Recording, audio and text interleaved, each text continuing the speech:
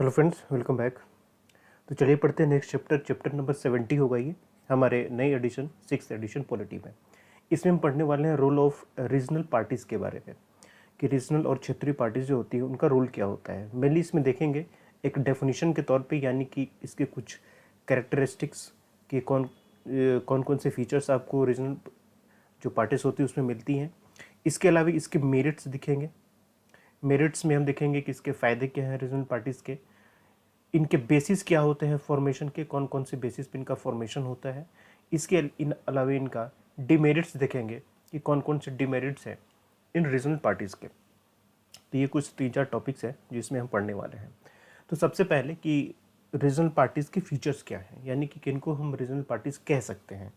तो वैसी पार्टी जो जनरली किसी स्पेसिफिक रीजन या फिर पर्टिकुलर स्टेट तक ही सीमित होती है। इसका मतलब ये होता है कि इनका जो इलेक्ट्रल बेस है, यानी कि वोटर्स जो हैं वो किसी स्पेसिफिक रीजन में ही होते हैं। तो खास करके जो किसी स्पेसिफिक स्टेट में जो स्टेट पार्टीज होती हैं वो होती हैं जिनका जो वोटर बेस भी होता है वो सिर्फ उसी रीजन में ही ये स्थित होता है।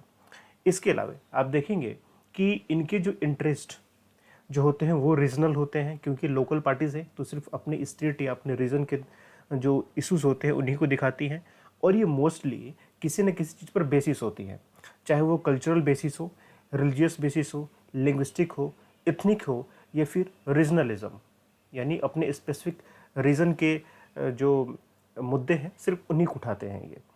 ठीक है। इसके अलावा आप देखेंगे कि रीजनल इश्यूज़ को ये ज़्यादा वरीयता देते हैं, जो कि स्टेट लेवल पर इनको पॉलिटिकल पावर लेने में मदद करती है। यानी कि स्टेट लेवल पर इन्हें अगर अपनी सरकार बनानी है तो स्टेट लेवल मुद्दे ही इनको उठाने पड़ेंगे। तो मेनली इनके इश्यूज़ जो होते हैं वो रीजनल इश्यूज़ ही होते हैं। ठीक है। और इनका कोई ज़्यादा उद्देश्य नहीं होता है सेंट्रल गवर्नमेंट या सेंट्रल लेवल पर इनको एक्सपेंड करना।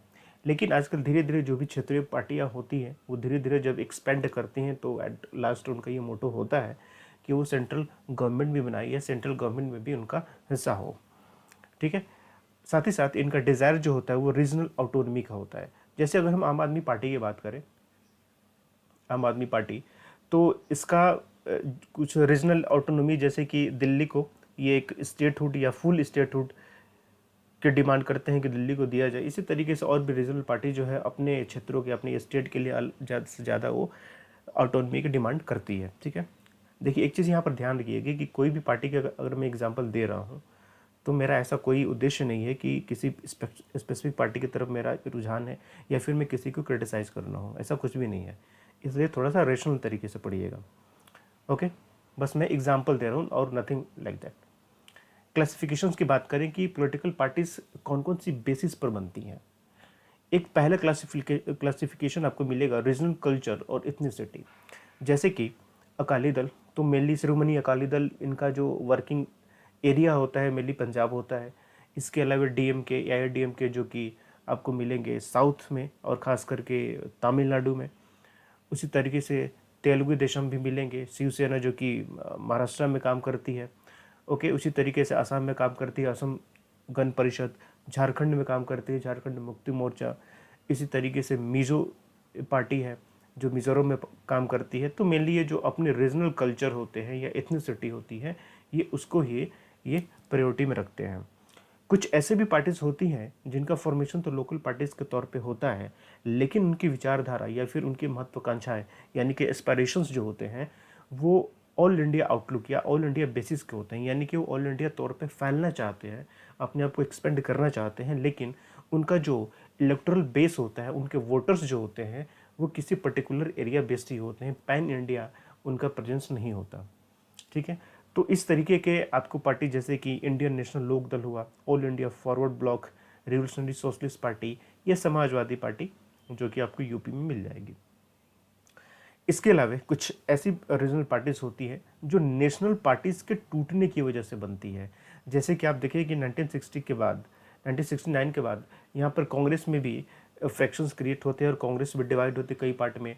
1977 में आप देखेंगे कि जो जनता पार्टी की सरकार बनती है वो मेनली कई रीजनल पार्टीज़ को मिला के एक जनता पार्टी बनाई जाती है। तो जनता पार्टी मेनली तरीके से एक कोई स्पेसिफिक पार्टी नहीं थी, बशर्ते कि कोलिजन था जिसको एक नाम दे दिया। जैसे आज भी कहते हैं हम कांग्रेस की जो और अलाइज पार्टीज़ हैं उसको हम यूपीए कहते हैं। उसी तरीके से बीजेपी और उसकी अलाइज पार्टी है उसको हम एनडीए के नाम से जानते हैं, तो उसी तरीके से वहाँ पर भी था। तो यहाँ पर जो बड़ी बड़ी पार्टियाँ होती हैं, नेशनल पार्टी है, उनके बीच में फ्रैक्शन क्रिएट होने की वजह से टूटती हैं, जैसे कि बीजू जनता दल हुआ, राष्ट्रीय जनता दल, जनता पार्टी, समाजवादी पार्टी, समता पार्टी, तृणमूल कांग्रेस, ये सारी उस तरीके की पार्टियाँ हैं। इसके अलावा कुछ ऐसी पार्टीज होती हैं जो किसी इंडिविजुअल लीडर के बेसिस पर होती है, कि मान लीजिए कोई भी इंडिविजुअल लीडर है और उसकी काफ़ी अच्छी छवि है अपने एरिया या फिर अपनी स्टेट में, तो फिर वो इंसान क्या करता है, वो लीडर क्या करता है कि फिर वो अपनी पार्टी बना लेता है। ठीक है, तो जैसे कि अगर हम बात करें आम आदमी पार्टी की, तो आम आदमी पार्टी का फॉर्मेशन भी एक लीडर के चारों तरफ, यानी कि अरविंद केजरीवाल के चारों तरफ ये घूम रहा था। ठीक है, तो यहाँ पर इंडिविजुअल लीडरशिप जो था वो इन्फ्लुएंस किया इसने पार्टी को बनाने के लिए। ठीक है, तो इस तरीके की पार्टियाँ जो होती है वो एक तो पर्सनालिटी बेस्ड होती हैं, एक आदमी की विचारधारा की चारों तरफ घूमती रहती है, एंड शॉर्ट लिव्ड होती है, ज़्यादा देर तक चलती नहीं है। लेकिन ये कॉन्सेप्ट कोई हार्ड एंड फास्ट नहीं है कि वो पार्टी नहीं चलेगी। ठीक है, ये पार्टियाँ भी अच्छा खासा काम करती हैं, लेकिन एक फीचर्स के तौर पे आप इसको कह सकते हैं, जैसे कि लोक जनशक्ति पार्टी, जिसको हम लोजपा के नाम से भी जानते हैं, हरियाणा विकास पार्टी, हिमाचल विकास पार्टी, तो कांग्रेस, ये सब कुछ ऐसी पार्टियाँ हैं जो जिनके बेसिस पर ही फॉर्मेशन इनका होता है। रीजन पार्टीज़ की अगर हम राइज की बात करें तो कौन कौन से रीजन्स हैं, कौन कौन से ऐसे कारण हैं जिनकी वजह से इनका राइज होता है, इनका फॉर्मेशन होता है। पहली चीज़, हमारी इंडियन सोसाइटी, ये इसमें आपको कल्चरल और इथनिक प्लुरलिज्म देखने को मिलेगा, यानी कि काफ़ी डाइवर्सिटी देखने को मिलेगी। तो इस डाइवर्सिटी की वजह से क्या होता है कि अगर बहुत सारे इथनिक ग्रुप हैं आपके यहाँ, बहुत सारे आपके कल्चरल ट्रेडिशंस हैं आपके यहाँ, तो उसके बेसिस पर भी यहाँ पर पार्टियाँ बनना स्टार्ट हो जाती हैं। ठीक है, इकोनॉमिक डिस्पैरिटीज़ की बात करें, रीजनल इम्बैलेंसेस की बात करें, कोई रीजन, जैसे कि हम आपको ग्रीन रिवोल्यूशन के टाइम का ही समय ले लीजिए, तो उस समय क्या था, 1960s के टाइम पर जो वेस्टर्न इंडिया, खासकर पंजाब, हरियाणा, वेस्टर्न यूपी या नॉर्दर्न राजस्थान, वो इलाके जो थे वो काफ़ी रिच होने लगे।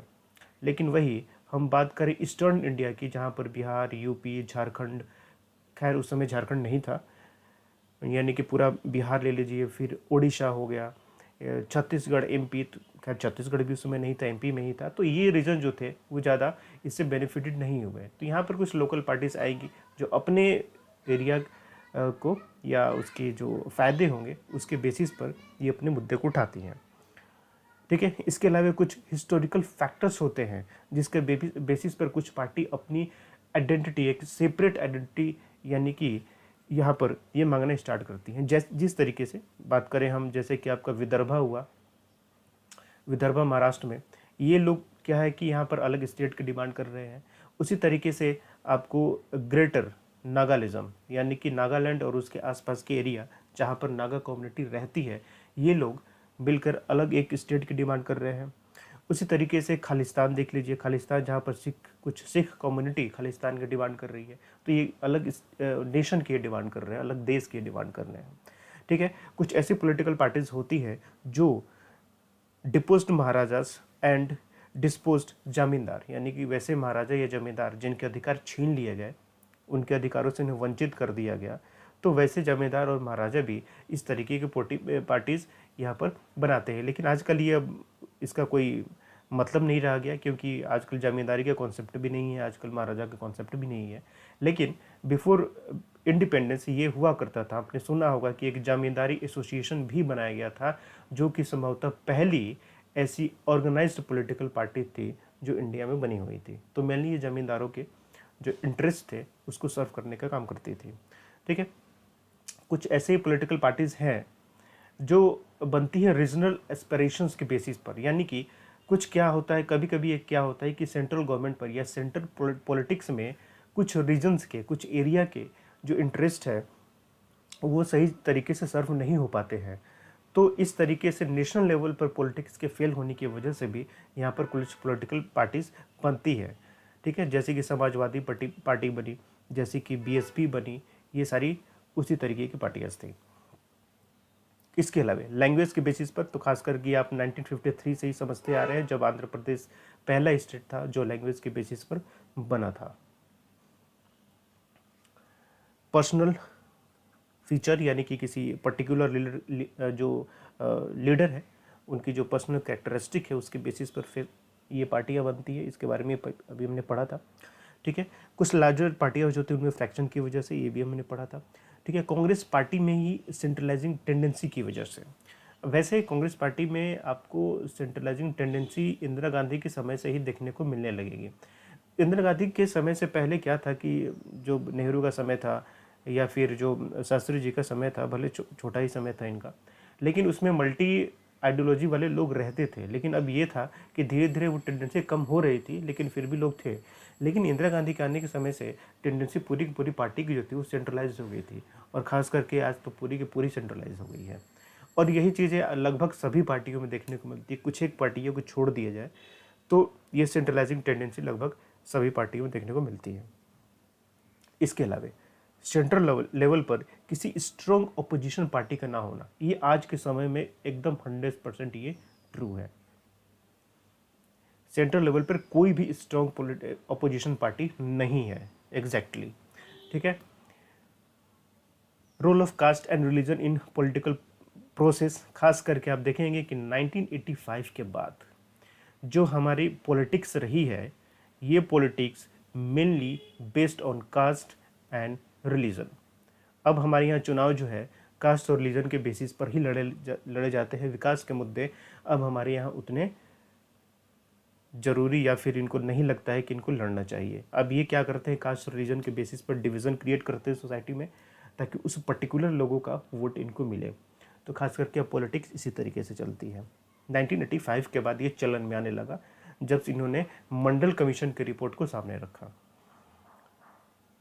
एलाइनेशन and discontentment among the tribal groups, ये जो ट्राइबल ग्रुप है अब यहाँ पर भी कुछ मॉडर्न इफेक्ट देखने को मिलने लगते हैं। अब ये इनके जो ट्रेडिशन या कल्चर होते हैं उनमें ये सब इफेक्ट आपको देखने को मिलते लगते हैं। फिर बाहर के लोग यहाँ ट्राइबल पॉपुलेशन में आके, इनके रीजन में आके यहाँ के जो लैंड होते हैं उसको एक्वायर करना स्टार्ट करते हैं।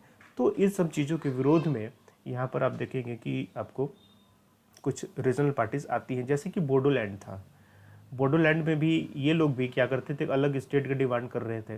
ठीक है, तो ये भी अपने बोडो एक कम्युनिटी है जिसके इंटरेस्ट को सर्व करने की ये बात कर रहे थे। इसमें रोल ऑफ रीजनल पार्टीज, इनका रोल क्या होता है, better governance and stable government at regional level, क्योंकि ये स्पेसिफिक रीजन बेसिस या बेसिस जो इशूज़ होते हैं सिर्फ इसी को उठाने की ये बात करते हैं।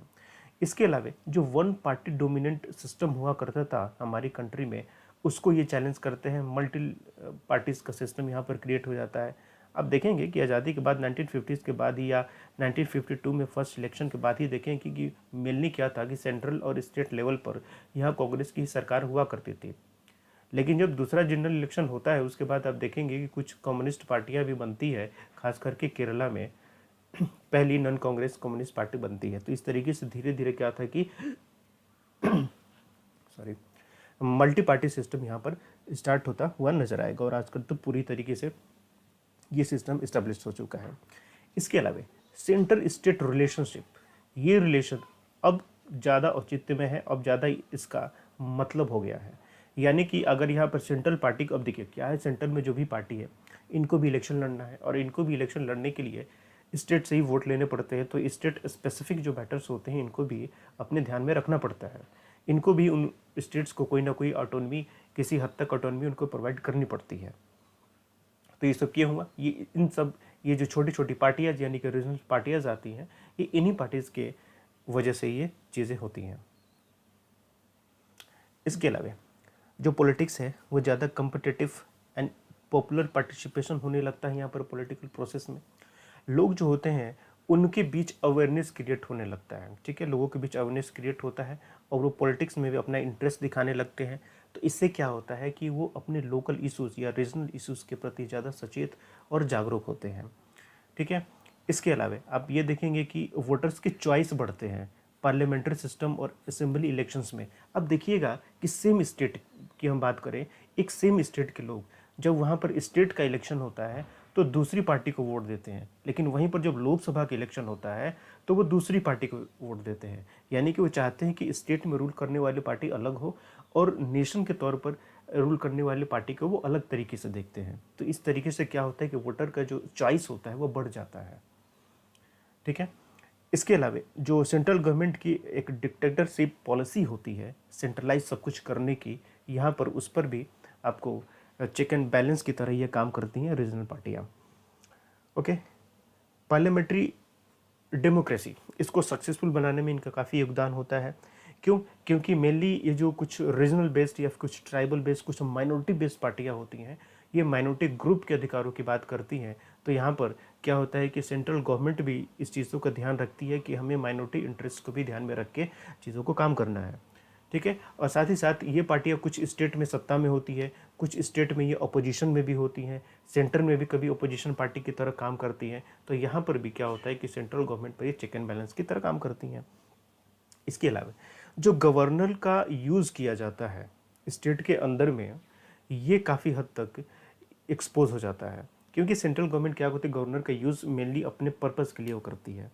गवर्नर का अपॉइंटमेंट उनके अपने लोग होते हैं जिनको गवर्नर बनाया जाता है। अगर चीफ मिनिस्टर को डिस्मिस करना है स्टेट में, आपको प्रेसिडेंट रूल लगाना है, तो ये सारा काम गवर्नर के बेसिस पर ही होता है।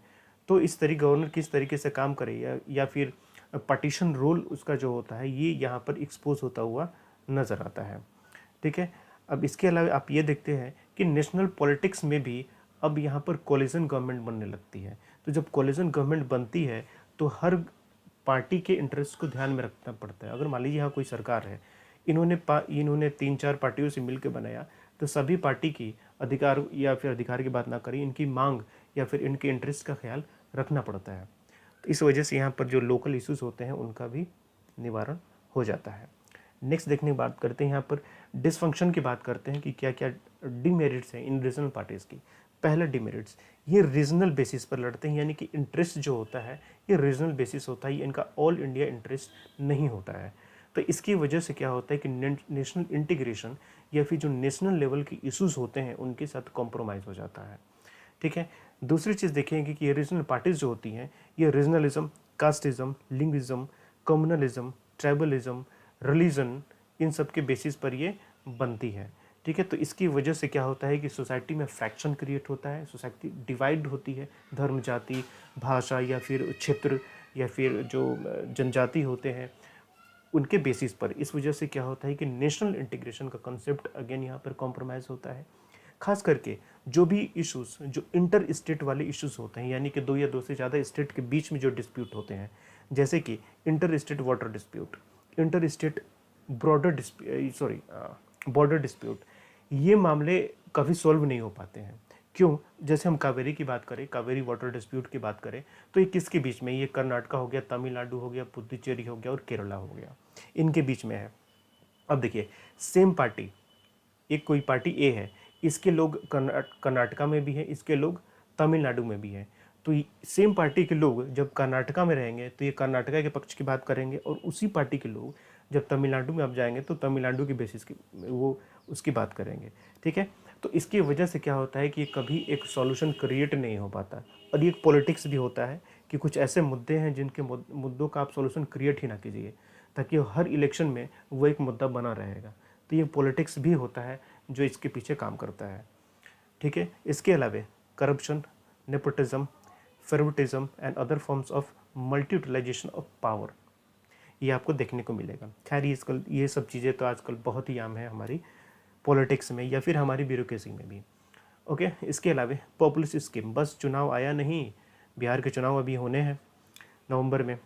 देखिए, इससे पहले कभी कुछ नहीं हुआ, और यहाँ पर सेंट्रल गवर्नमेंट की तरफ से अनेक कई सारे योजनाएं और स्कीम्स लॉन्च किए जा रहे हैं। तो इलेक्शंस आते हैं तो ये सारा आपको चीज़ें स्टार्ट हो जाती हैं। ओके। उसके अलावा decision making and policy making by the coalition government at centre. तो अब जैसे मैंने बात की कि सेंटर में भी जब कोलिशन गवर्नमेंट होती है, कोई अगर 2-3 पार्टियां हैं तो ये अपने अपने क्षेत्रों के बारे में बात करती हैं। अब चूंकि रीजनल पार्टियां हैं तो अपने रीजन के बारे में ये बात करती हैं। एक सीधा सा एग्जांपल ये लीजिए कि सेंट्रल गवर्नमेंट में कोई भी अगर रेलवे मिनिस्टर बन गया तो समझिए कि जितनी भी नई ट्रेनें स्टार्ट होंगी अब उसके स्टेट से ही स्टार्ट होंगी। तो ये बहुत ही आम बात है और ये हमेशा यही चीज़ होती रहती है। तो इसकी वजह से देखेंगे कि यहाँ पर वो जो एक सेंट्रल लीडरशिप होता है वो कॉम्प्रोमाइज़ होता है और रीजनल चीज़ों को ज़्यादा यहाँ पर वरीयता दी जाती है। ठीक है, तो खैर ये सब सारे कुछ 3-4 पॉइंट्स थे, इनके मेरिट्स डिमेरिट्स के बारे में, इनका बेसिस क्या होता है फॉर्मेशन का, इनके फीचर्स क्या होते हैं, जो एक ब्रॉड प्रोस्पेक्टिव से आप थोड़ा ध्यान रखिएगा। इनका यूज़ थोड़ा हो सकता है आपको आंसर राइटिंग के समय में, अदरवाइज वैसे प्रीलिम्स में इससे तो क्वेश्चन आना नहीं है, क्योंकि इसमें जो भी चीज़ें हैं सभी जनरल टर्म्स हैं। लेकिन ये है कि मेंस के आंसर राइटिंग में थोड़ा सा आपको मदद मिल सकती है। ठीक है, चलिए मिलते हैं नेक्स्ट टॉपिक में। Thank you, best of luck.